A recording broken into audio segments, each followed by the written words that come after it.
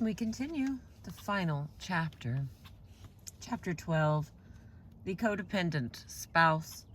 This one is written by Janet Geringer Woititz. Woititz.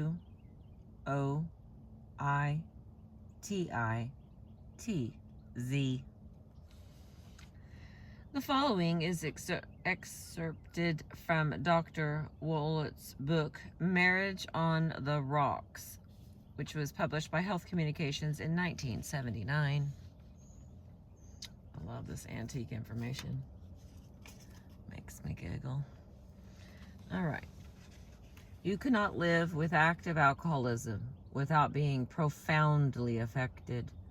Any human being who is bombarded with what you've been bombarded with is to be commended for sheer survival. You deserve a medal for the mere fact that you're around to tell the story. I know it has not been easy. You don't know from day to day, even from hour to hour, what to expect.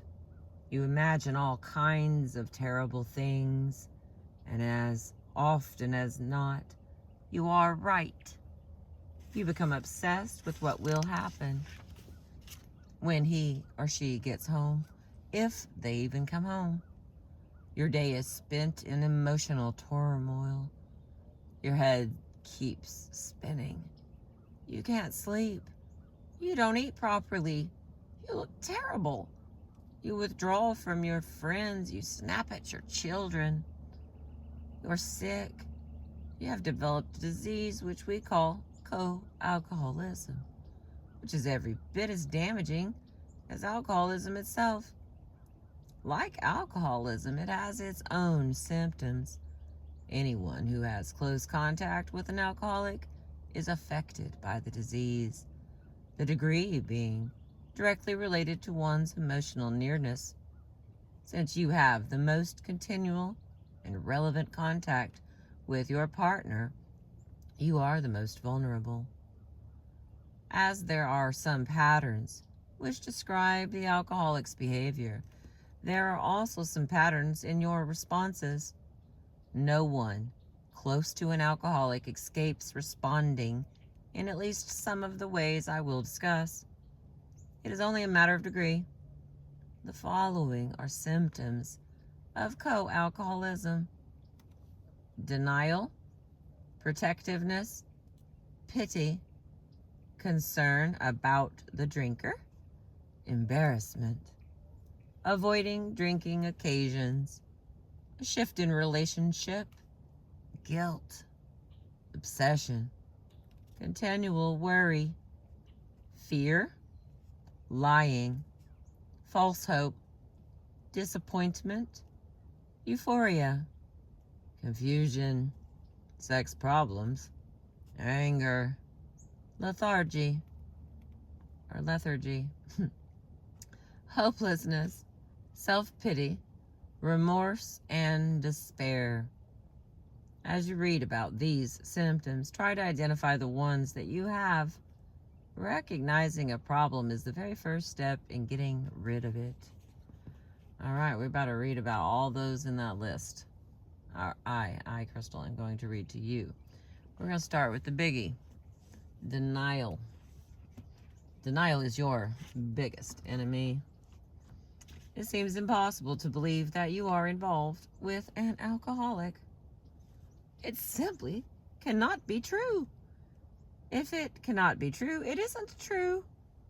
You believe what you want to believe. You ignore reality because the alcoholic wants to face reality even less than you do. He helps you to be unrealistic. Denial is part of the disease for both you and your partner. He expends a great deal of energy denying the fact that he cannot control his drinking. He seems to control it for long periods of time. These periods grow shorter as the disease progresses. But he will convince both you and himself that he is the master of the bottle. Pure fantasy. The alcoholic does not seek help until he can no longer deny his lack of control And until the results of his behavior have been so horrifying, he feels the pain despite the drug. You don't look at the problem honestly either. You don't seek help until you are overwhelmed by the fear of violence, loss of income, and uncertainty about what each day will bring. As the disease progresses, you take over more and more of the family responsibility. You try to maintain control over the situation and act as if everything is manageable. You deny the turmoil that exists within you as well as without, because denial is the most tolerable way to cope with an otherwise intolerable situation. You go around in circles until the denial no longer works. You have no choice but to face facts when the weight of the evidence is overwhelming and the pain is too great to handle. Denial is part of the process that enables the disease to progress. This is true of any disease. How many unnecessary deaths have there been because people would not, for example, accept the fact that they had cancer? Disease flourishes in the virus of denial. Damn, that's a good line. Disease flourishes in the virus of denial. Denial makes life a lie. It distorts reality every bit as much for the non-alcoholic as the alcoholic distorts reality as the alcohol distorts reality for the alcoholic. If you choose to give up denial, you will experience an almost immediate sense of relief. Get that monkey off your back. You can adjust to the truth. You do not have to like it, but you cannot deny it and be healthy. All right, the next, protectiveness. Oh, we got two. And concern about the drinker. In the early stages of alcoholism, we are all very understanding. Yes, dear, I know it's a jungle out there. Yes, you should have got the promotion. You work so hard with so little appreciation. Let me fix you a drink. You feel very sorry for your husband and his suffering. You worry about him and try to find solutions for his problems. There is no way to solve his problems. However, as he becomes more and more skillful at snatching defeat from the jaws of victory, if there is something to worry about or be angry about, oh, he will find it. The injustice can be real or imagined. It doesn't matter. Night after night, you get sucked in and lose sight of yourself in an attempt to pacify your alcoholic. After all, he is out there bringing home the paycheck, and you owe it to him to make things as smooth for him at home as you possibly can. The fact that you've had a rough day too is not important. It is part of your role to make the world right for your partner. Your needs are not important. Jean B. remembers. That's what my husband told me. You know what else? I believed him. And more I became less and less. I became a servant in my own home. I had no needs, but I sure had a good case of colitis. Those feelings that I denied I had were eating my guts out. I was so concerned for my husband that I would bleed. Everything was being drained out of me. We non-persons do things like that, but not anymore. All right, the next one. Hang on, let me get a drink.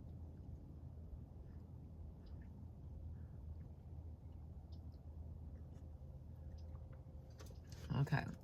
Embarrassment Avoiding drinking occasions. So that's 2. What other people think of us seems to be very important. Far more important, in fact, than what we think of ourselves. We assume that others are judging us by our own behavior and by the behavior of those around us, especially that of our family. When I bragged about my youngest son walking at 9 months, was I saying, he's terrific, or was I saying, I'm terrific? By the same token, when the older kids run into trouble at school, unless I make a conscious effort to separate myself from them, I consider it a negative reflection on me as a parent. Since you are probably like most people, when your alcoholic partner behaves outrageously, you're embarrassed. You make excuses and wish you were invisible. You don't feel that you can go home leaving the life of the party behind.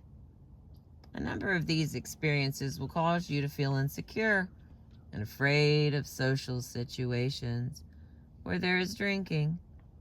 Eventually, you want to avoid such situations altogether. The embarrassment is too great. You are, in effect, taking responsibility for their behavior. The truth is that you can really only take responsibility for your own behavior. But at this point, that statement doesn't make much sense. You also don't understand that other people often don't know that your husband's behavior humiliates you. Other people's drunken husbands don't bother me. Sometimes I enjoy them because I don't have to go home with them.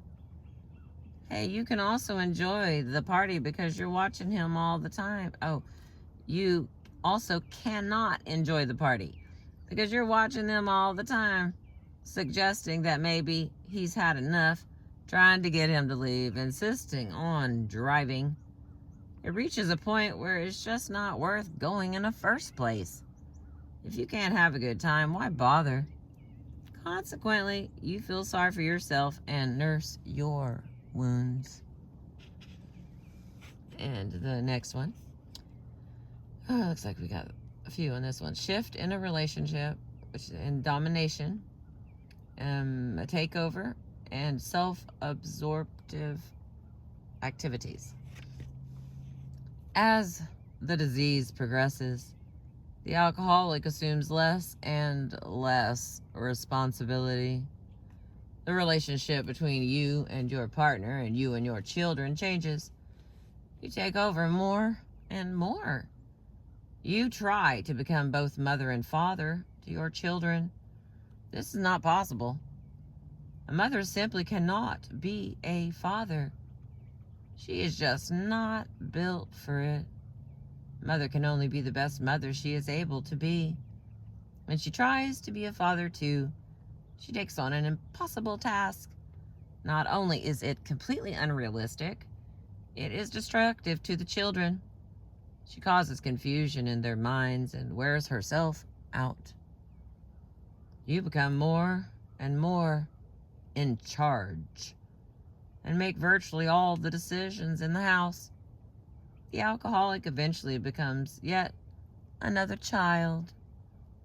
And although you dominate him as you would a child, you become angry and resentful when he does not behave like an adult. After taking over, it's not unusual for you to get involved in lots of activities outside the home. You are continually busy. These self-absorptive activities are a form of escape. Even if what you are doing is very productive, your motive is less to be helpful than to avoid thinking. The next is guilt. The alcoholic is expert at projecting his own guilt feelings onto you. You become expert at accepting them. When he avoids responsibility for his behavior, yelling, "You drive me to drink," you take it on yourself. When you hear how terrible you are over a period of time, It is almost impossible not to believe it. As a result, much of what the alcoholic says is internalized, and you become ridden with guilt. The alcoholic knows just where you are vulnerable and then pushes those buttons. The next is obsession, continual worry. That is two different ones together. As the disease occupies more and more of the alcoholic's thoughts, it has the same effect on you. Life is no longer predictable, and you are continually worried. What will happen next? Will he be caught drinking on the job? Will he be fired? Where is he? Will he be home on time? Will he get hurt? Where will he go? Will he be violent? How can I get him to stop drinking? Where have I gone wrong? Is there another woman? Should I leave him? Why do I love him? Is there a way out? You go through the motion of living, but your mind is elsewhere, always on the alcoholic. This obsession is a waste of energy because it solves absolutely nothing. It only makes the whole family sicker, more involved in the emotional orbit of your partner. And the next one is fear. Anxiety and fear are usually present in the alcoholic home. Some of these fears are groundless, and some are well-founded, such as, can I make it alone? Will he assault me? What if he loses his job? I know a woman whose husband chained the doors when she left the house so she couldn't get back in. At first, she was afraid to leave because the thought of being locked out with her children terrified her. Okay, wait a minute. Let me read that sentence again. At first, she was afraid to leave because the thought of being locked out with her children locked in terrified her. Later on, she learned to carry a screwdriver and undo the latch. Her fear, once confronted, was manageable. Many women lose confidence in themselves as a result of living with an alcoholic. They then become fearful and anxious. Situations that at one time were not at all threatening become overwhelming. These women become more and more the victims of their nameless fears. I know some women living with active alcoholics who are terrified of being alone. Others who are afraid to leave the house. They cannot explain why, but the fear overwhelms them. It is terrible to live in fear. It renders us immobile. It makes us behave in irrational ways. One act out of fear leads to another, and we lose control of our lives. We start spinning our wheels with no place to go. All right. Just a few left. The next one is lying. Lying is a way of life in an alcoholic home. You lie in order to protect the alcoholic. You tell his boss, I'm sorry, he won't be into work today. He has the flu. You explain to your neighbor, I don't know how the lamp got broken. The cat must have knocked it over.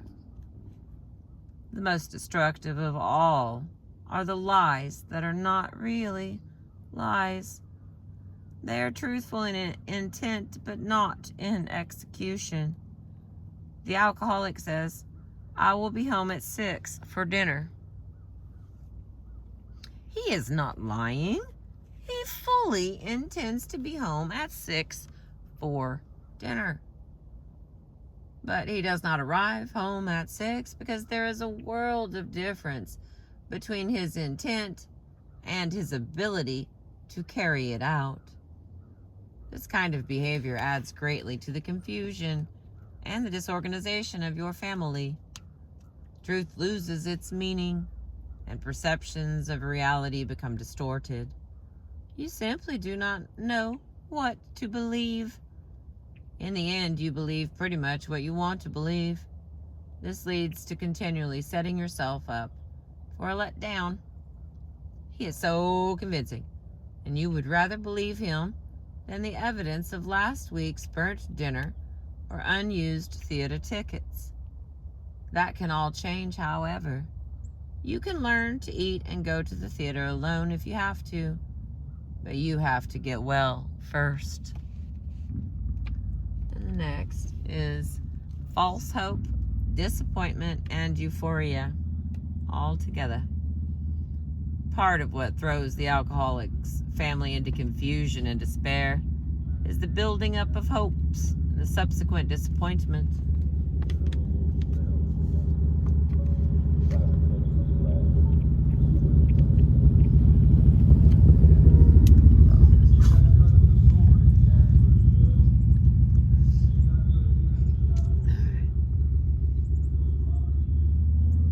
Motorcycle man. Part of what throws the alcoholic family into confusion and despair is the building up of hopes and the subsequent disappointment. The family, unable to accept reality, lives in fantasy. You think of your alcoholic husband in terms of what he was or could be. When he makes a promise, you respond as if he were that person. When he does not fulfill his promise, you are let down much more than you would be if you had not believed him in the first place. Well, yeah. If he does keep his promise, you are so excited you become euphoric. Now, this, of course, sets you up for greater disappointment the next time. The alternating feelings of false hope, disappointment, and euphoria add to your confusion and fear. You really believed that this time he would follow through. You were getting along so well. He hadn't had a drink in 2 weeks. This time it would be different. How many times have you said those words to yourself? How many times has the alcoholic said those words to themselves? Oh, yes, it's different. It's worse.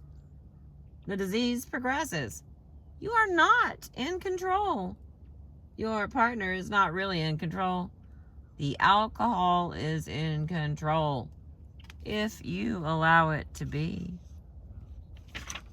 The next one is confusion. You become confused when you live with an alcoholic. You don't know what to believe or what to expect. Since they are pulling the strings, you are dancing to a very inconsistent tune.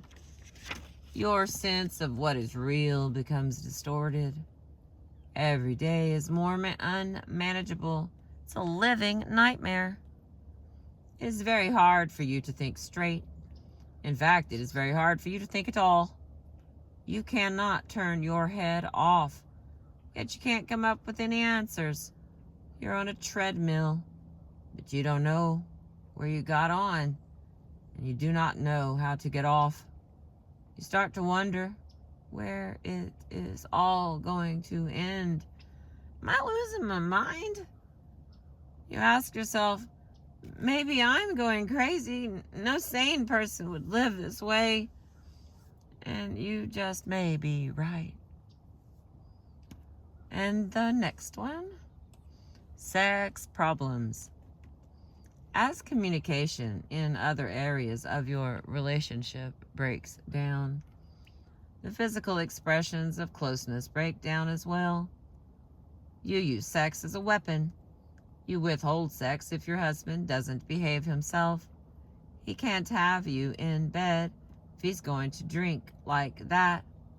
Go to bed with your mistress or the bottle, you think. You may be repulsed by the smell of the liquor, which is reason enough to reject his overtures. You assume he wants you out of lust and not love anyway. You may, however, submit to him because you figure that if he is sexually satisfied, he will go to sleep and leave you alone. You may also think in terms of your wifely role. and responsibilities. So you have the choice of feeling guilty or degraded. Once again, your self-esteem has been reduced. Sexual abuse is not uncommon. Women submit to behavior they would resist if they had any self-respect left. Clients tell me of actions resulting in the need for medical attention. It is hard for them even to tell me what happened. But these unfortunate women gather their courage to tell me so that I can give them permission not to allow it to happen again. I give my client permission to be a person. It is not unusual for the alcoholic to have affairs. They complain, "My wife doesn't understand me." "You sure as hell don't. She doesn't want me in bed." "Well, he is right. She won't drink with me." You tried it, but you developed an aversion to the stuff by this time. It doesn't matter that the affair is a symptom of the disease. You are shattered. Your identity is so tied up with him that you are beside yourself. "I'm obviously not much of a woman," you conclude. "If I were, this affair would not have happened." Your self-image thus takes another downward plunge. You're a bad wife, mother, housekeeper, and now you have lost your sexuality. You're a nothing. Baloney. You're a victim. You're a casualty of the co-alcoholism. Some couples are able to maintain a satisfying sex life until the later stages of the disease, when the husband becomes impotent. The problem here is that you think that because you can be so loving in bed, everything else will be all right. This hope, too, is shattered. Your expectations get you into trouble, and you can only be disappointed. There can be no winning until you learn how to give up your false hopes and live in the moment, and you will. The next is anger. Next to the last one here, anger. Anger in one form or another is always present in the alcoholic home. The tension is thick enough to cut with a knife. What will he say? What will he do? I'll kill him if he doesn't leave me alone. Will he damage the car? Will he wake up the kids? Should I ask him for the money? All these uncertainties lead to anger with people you are not really angry at. You become rigid and distrustful. Rage consumes you without a satisfying outlet. Anyone who walks into your house can feel the angry vibrations. There is no escape from it. Whoever thought you would turn into such a self-righteous witch? W-I-T-C-H. This tension, however, does not always show itself in your behavior. If you are living with violence, you may keep it inside rather than risk an assault. It's a difficult but realistic choice.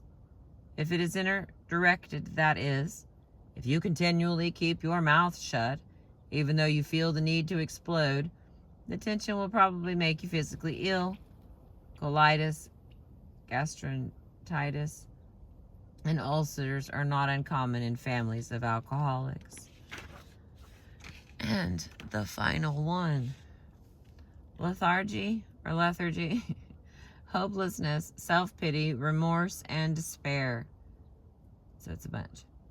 No matter what you do, no matter how hard you try, it isn't enough. You give and you give as if the well has no bottom.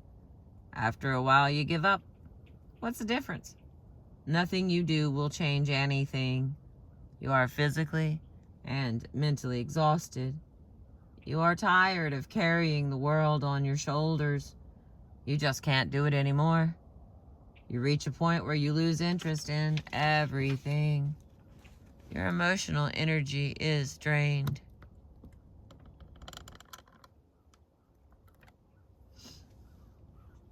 And you feel hopeless and alone. You are filled with self-pity and remorse. Getting through each day becomes a chore. Getting out of bed and getting dressed are overwhelming tasks. What's the use of going on? It simply isn't worth it, you think. Consequently, you give up. You withdraw into an isolated existence. When you reach this point of despair, you yourself may start drinking or taking drugs. It's incredible, but the alcohol wins again. You don't care anymore, and you feel as if you can't face another day. Your problems are too great. Your life has become totally unmanageable. You just want out. Identify with any of this? Any of it have any special meaning to you? You betcha. I give you my word, I haven't been in your house, but I've been in 100 other houses, and I've talked to 100 other women who have lived your life. You're not alone. It is a big and not very exclusive club. I am reminded of the airline pilot who said to his passengers, I have some good news and I have some bad news. The bad news is ... we're lost. The good news is ... we're making excellent time. It's amazing how much you expend going round and round in circles. You may not believe it now, but you have the power to say, hey, wait a minute, I want to get off. And that is the end of our codependency book that I will show you again. Here's what we've been reading. Here's all the names of all these people. And the publisher, so that we're solid. There we go. Thank you. Let me finish another one. I have gotten a lot out of this book. Like the amount of things that I did not know and continue to not know. Thank you for being with me. I appreciate you.